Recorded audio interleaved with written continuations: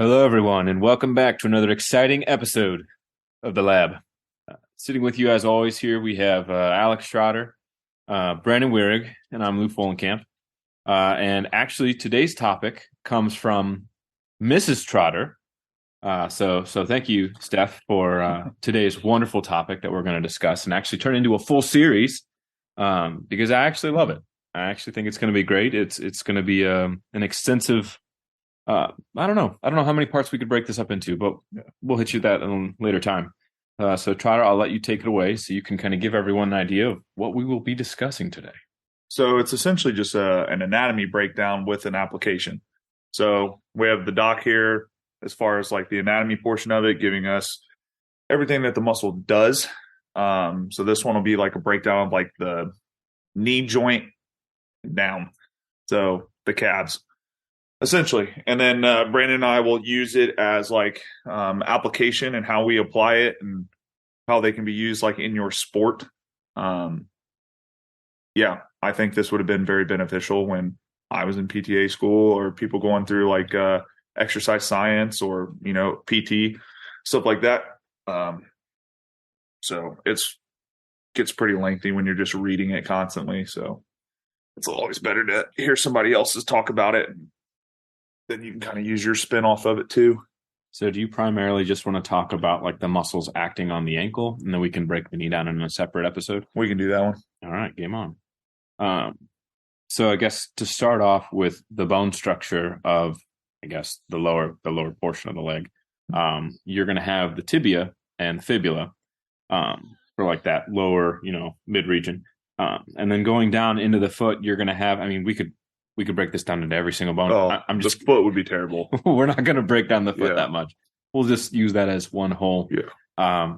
But you can break down the lower shank of the leg into an anterior compartment, a lateral compartment, and a posterior compartment. Let's start off in the posterior, shall we? So before we begin here, any questions on posterior is your backside. Yeah. For those don't know, anterior is your front. Lateral is anything to the outside of your body. Bingo. You can be my layman. I will try. So how crazy is that good? Brandon, have I lost you yet? Are you good? We're still here. We're still here. All right, we're kicking. We're cooking with gas. So to start, the I guess the most noticeable of the backside, the posterior backside muscles of the lower leg, is you're going to have the gastrocnemius. All right.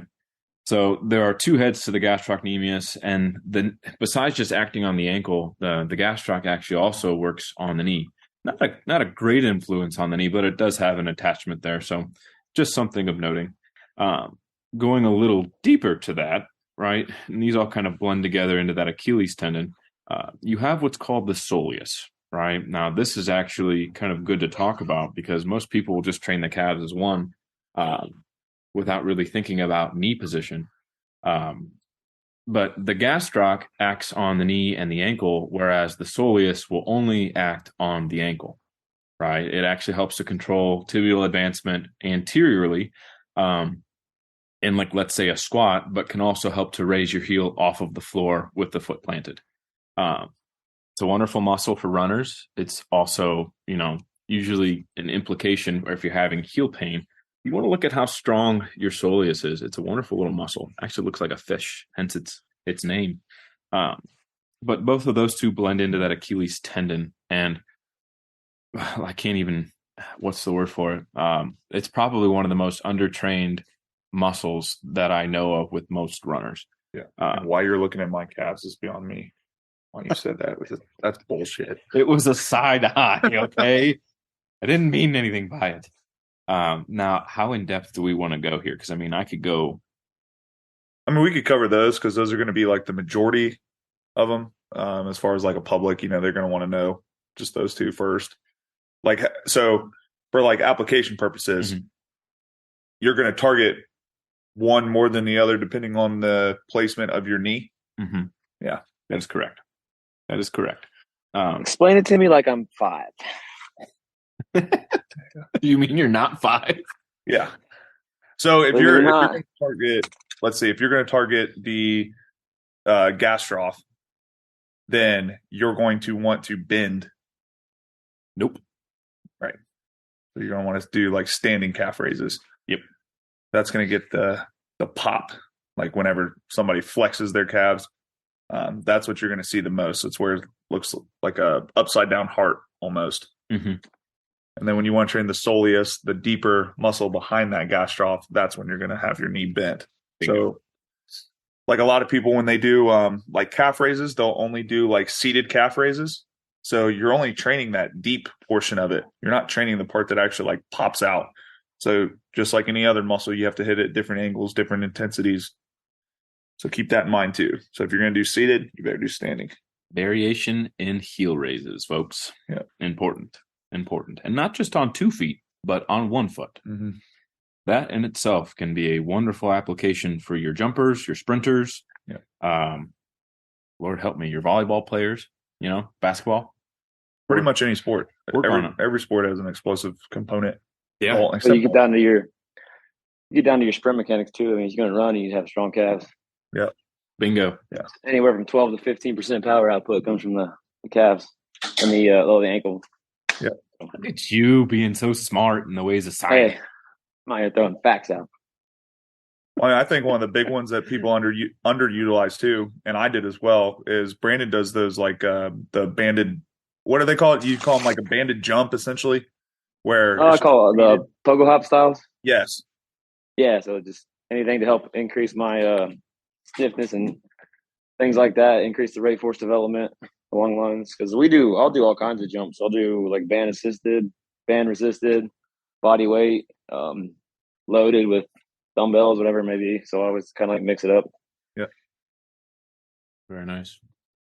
So then moving down a little deeper into the backside of your calf area, you're going to have 3 really big influencers actually down into your foot. So you have the flexor digitorum longus of the foot, right? You have the flexor hallucis longus, and hallucis meaning the muscle that just goes down into the big toe. And then you also have the tibialis posterior, which is actually great for arch control, or like bringing the foot inward. So these 3, even though they're high up into the calf, have a great influence on how your foot is going to work. So if you don't have, like you hear people who say, I've got really flat feet. Mm-hmm. That doesn't mean you can't strengthen the muscles in your feet. And I'm not going to go into every single muscle in the foot because there's just a ton. I'll just kind of label those as foot intrinsics, meaning the deep inner working muscles of the foot. Strong feet can really help with force application. Weak feet, well, you're going to kind of fold into whatever pressure applied. Whether if it's your arch dropping, you start compensating going to the outside of your foot. Let's say you go to put your foot down on a landing and you can't really absorb it much. So you just see those knees kind of collapse. Sometimes that's from an upward mechanic down or from the foot impact up. That's why we do our assessments as well. But having those muscles in mind, you want to be sure to strengthen both your toes and your big toe in particular, because it has its own set of muscles. So if you're not training your big toe, that's really your big hammer when it comes to sprinting. Anything you 2 want to add on those wonderful muscles? Now I remember, this is a side topic, kind of. I remember a rumor when we were kids that you would have trouble with your balance if you lost your big toe. Correct. But that doesn't apply to the other 4. Pinky toe. If you lost your pinky toe, So the outside boys. Yeah. If you lost your pinky toe or your big toe, you'd have a pretty big reduction in your balance and control. Doesn't mean you wouldn't be like able to do certain things, but you would still have difficulty with like single leg applications. Yeah. That's actually why with like amputees and like diabetics, sometimes looking at when they do lose appendages like that, balance can kind of go out the door for some of them, especially because they're already deconditioned. Sure. Not a fun one. But that kind of covers a lot of the backside muscles. So, foot intrinsic strengthening, deep calf strengthening, and then just having that stability then for force production and really acceptance of force as well. Anything before we move to the lateral compartment or the side compartment? I'm good. I'm good. All right. So going to the lateral compartment, you're going to have two muscles in, well, technically two or three, depending on how you look at it. So the fibularis longus and then the fibularis brevis, or the, depending on who you read, the peroneus brevis, peroneus longus. But then there's also the fibularis tertius or the peroneus tertius, again, depending on who you read. These are your, if you've sprained your ankle, you've probably aggravated these. They actually will go down, the longest will actually go down around the outside of your foot from like the outside of your fibula. It goes down into the arch of your foot, right behind the fifth metatarsal, sorry. And then the brevis will actually go down and attach to the outside of your foot. And that's actually what helps to keep you from rolling your ankle. These are almost seldomly trained. As not many people really know how to, or it just looks goofy training them. But these are wonderful muscles to train for ankle stability, especially your sprinters again. I absolutely love these, especially after an ankle inversion sprain, to kind of start getting that stability back in the ankle. I mean, depending on the injury. But I love these muscles. These are wonderful. I mean, you know who you are. You probably have had that sprain and the outside of your foot or ankle is hurt.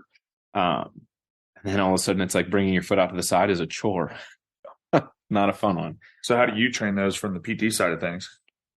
So there's a lot of different balance activities that I will do where I'll have someone, I mean, at the base level, sometimes it's just range of motion. The application of band resistance can also be a wonderful thing, or laying on your side and just trying to bring your foot out to the side. Mm-hmm. Can also be like, gravity resisted movements, band resisted in that same regard. Adding that, you can put out an ankle weight on the end of the foot and bring it out to the side. But one of my favorite things to do is actually more along the lines of like balance activities, where you put someone's foot on like maybe a foam pad or just put it on the ground. And then I put a band around the ankle, pulling it into that inversion position. Mm-hmm. Because then it makes the outside of your ankle have to work significantly more just to maintain neutral or maintain a stable base. So that's usually how I go about it. But then I'll also incorporate, like, as they get better and they get stronger, I'll also incorporate like head movements, what they're doing with their eyes, just to kind of get them back into thinking and not have to think about or like watching the ankle. Right. So those are always a lot of fun. Anything you guys have had in the past, maybe either experience wise or maybe like what we've done with certain athletes as they've kind of come back from inversion sprains? Well, I mean, that banded one that you talked about, I've seen that one being applied. But usually, like, we don't necessarily program for that. We every Wednesday before we do top end speed, I'll go like through an ankle series where we do tippy toe walks, forward, backwards, heel walks, heel toe, side your feet, and then kind of go into some pogo hops, just kind of get that area activated. So when we do go into like max velocity sprinting, the shins, the calves, the ankles, and everything's kind of fired up and ready for that to be ready to go. That's what I was going to say. Was it's programmed into the speed portion of it, but weight room side of things, I don't necessarily do it. Yeah, and then if I'm seeing like an energy leak or like someone has like a hard, like his can't dorsiflect, we'll throw in like tibs and stuff like that in the weight room extra, or we'll do pogo hops and things like kinda that. Like whatever it may be. Yeah, kind of like an as needed. Yeah, especially like track athletes or anybody wants to. If you want to get good balance, man, you got to have. It's kind of give and take. So if you look at like our client Xavier, for instance, like he's really good. He's a 400 meter runner, kind of getting like he's got stiff ankles and he's got stiff hamstrings. But if you get that mobility too much, it could maybe take away that stiffness and his power output. So you got to kind of find that give and take of what's too stiff, what's not too stiff, so you can still have that good recoil and bounce. So what is that harmony? I was going to say that sweet spot. Yeah, that sweet spot. Which I will give him a shout out the other day. He did jump like, what was it, 35.8, 35.9? 35.8. That was after 8 rounds of dynamic deadlifts and weighted jumps too. Yeah. That's pretty solid. He was floating. So one thing that I would also say, like, just given how like the calf and the lateral compartments, like the posterior compartment and the lateral compartment have to work together, is when you see someone doing a heel raise and you see them going up and the heel kind of starts to look like it's going out to the side. So like a lot of the pressure is going over to towards their pinky toe. Mm-hmm. So like one thing that you think about is just kind of how muscles work together. So when you kind of shift that back into like the ball of your foot, that pressure on the toe, back to the ball of the foot, you'll actually feel more tension in the lateral gastroc or that lateral calf with the peroneals because you're reestablishing more of like a center line, as opposed to just moving with the natural orientation of the joint in the ankle. So like that just comes with stability and strength. So like when you see that person who's trying to sprint and their ankles just kind of going out to the side, I will put them through a battery of different like tests and assessments and see like when they're trying to push off, are they going more off like the pinky toe when they're trying to do like jumps, landings, sprints, cutting? And then when we try to make those little corrections or after we've done so much strengthening, we test it again. Where is their pressure off of the foot coming from? And usually one of the big indicators is when they go into a heel raise and the ankles just dip out to the side. They go lateral and it's just not good. Yeah. That could be a predisposition to maybe a future ankle sprain. So we addressed that earlier on. Had a few different athletes who I've screened and I watched that and it's like, oh, okay, we need to work on, that gastroc on the outside. We need to work on your peroneals. Get that to kind of all play together so that when you go to push off your foot, it's a forceful lever as opposed to like an energy leak out to the side. Mm-hmm. Path of least resistance is not always efficient. So kind of moving into the next section, going into the anterior compartment or the front aspect of your shin in the lower leg, you're going to have your extensor digitorum longus of the foot. You'll have your anterior tibialis, and then you're also going to have your extensor hallucis longus, right? So going through those three, each one is going to act on a different aspect of the foot. So the extensor digitorum longus, obviously you hear digit, you're going to think, okay, the toes. So yeah, you'd be correct. It does help with pulling your toes up, right? That can also help to pull your foot up from the ground. The anterior tibialis actually goes down into the arch of the foot, and it will help to pull the foot up primarily. And can also help with arch stability, which most people don't think about. It would come from the top of the foot, but arch stability can also come from the anterior tibialis. And then last but not least, the extensor hallucis longus acts on the big toe. So like I said before, the big toe has its own set of muscles. It's very unique. It's very special. So being able to move your big toe individually from the others, if I see that you can't do that, I see that you really don't have an idea of how to coordinate that. So how on earth is that going to apply to my jumping and my sprinting? Well, you could be leaving some form of coordination off the table, which could also lead to maybe more force production. So I like to make sure that when I'm working with an athlete, I check to see, can you move your big toe? Do you know how to use it? Can you coordinate your toes? Or are you struggling like I'll get out just to learn how to do that? But then you also see people compensate with pulling their toes up when they try to just pull their foot up. And so they don't really know how to train the anterior tib. So trying to keep the toes quiet, as I'll say, or calm toes and try to just pick your foot up, you're going to see this really thick tendon pop up right along the top of your arch in your foot. That is your anterior tib. Whereas if you just pull your toes up and try to like lift, you're going to see almost looks like four lines going down to your toes, and you're going to see a smaller tendon kind of to the side of that thick one. You should be able to pick it up with the toes and your foot, but then you should also just be able to pick up your foot without the toes. Being able to kind of dissociate between those it's important. Anything you guys would add to that? No. Senor Wierig? Yeah. Like we talk about like the individual toe drills and things like that. It's like you can easily like move any finger you want to, and you have to think about it.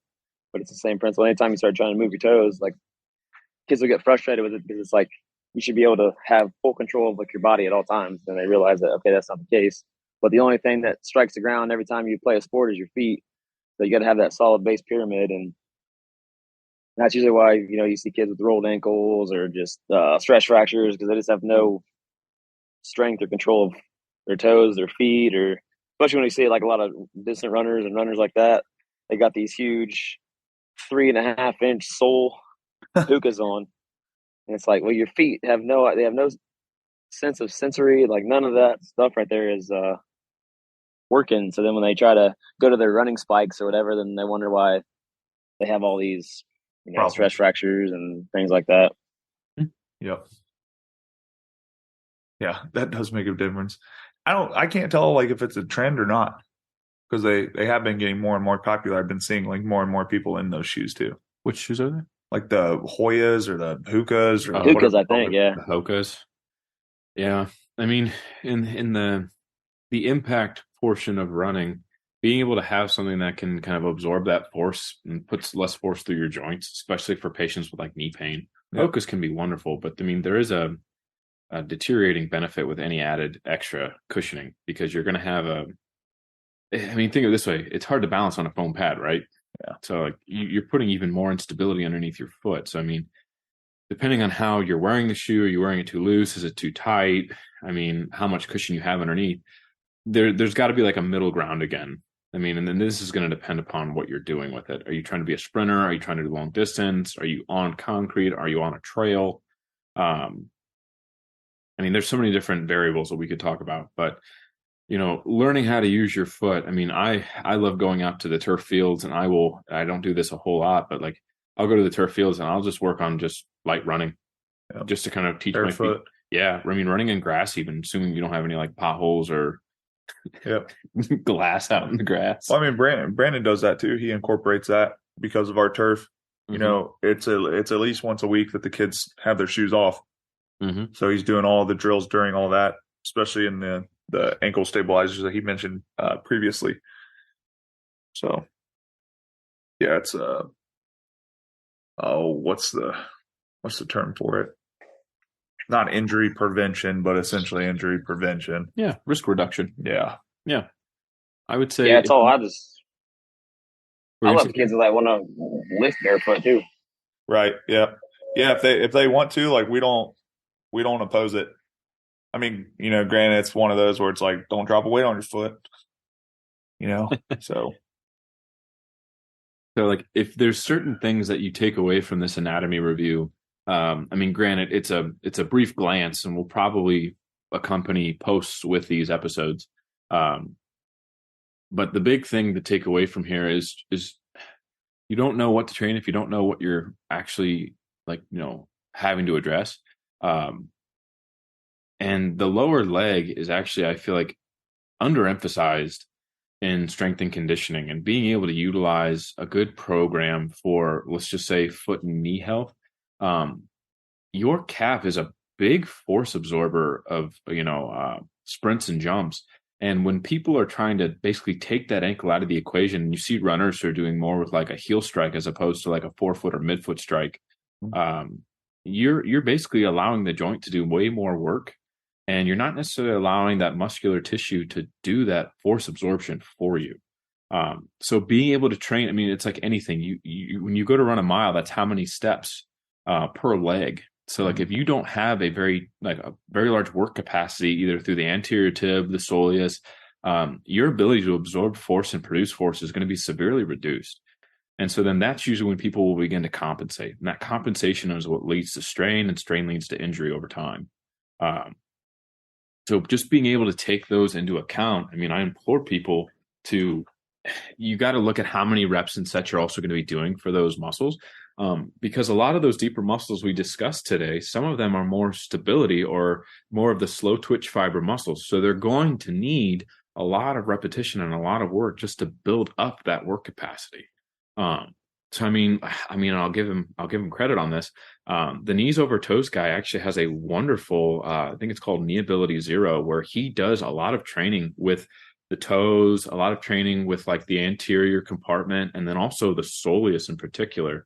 I mean, he does a few other things for knee health as well, but I mean, it's almost more of like you're addressing all of the weaknesses and the inefficiencies in the lower limb, particularly the ankle, which then in itself leads to pain reduction at the knee. And then there's also the barefoot sprinter guy. I can't remember his actual title, but I'll just call him the barefoot sprinter guy for now. We could call him Richard. I don't know his name, but he actually has a lot of wonderful things about how to progress from certain basic exercises into more of like a barefoot running type deal. So, I mean, I implore you guys to go look at that. It's wonderful material. Is it perfect? No, but I mean, it's a great way to progress things if you haven't had that opportunity. If you're a track sprinter, look into these muscles. If your sport requires like quick cutting, sprints, changes of direction, again, look into these, because if you got a weak foot, weak ankle, you're going to be slow. You will be slow. Yep. Let's see here. We got the tibialis anterior left. We talked about that. Yeah. Okay. Tib anterior, picking the foot up. Yeah. Picking that up versus picking up with the toes. Yep. Yeah, it's all. Yeah, all the lower leg. I mean, don't get me wrong. There's a lot more, but there's way more into the foot. Yes. But I mean, this is just going to be a brief general overview. Because I mean, we could talk about like flexor digitorum brevis, the quadratus plantae, in relation to like arch stability and plantar fasciitis, but like we won't go into that rabbit hole because I could honestly talk about the foot for hours. Which just for the purpose of this episode, we'll make these general. But what we'll cover probably in the next episode is going more along the lines of the knee and the hip, because the knee is influenced greatly by the ankle and the foot, but also is influenced greatly by the hip. So we will talk more on that next time. We will see you guys in the next episode.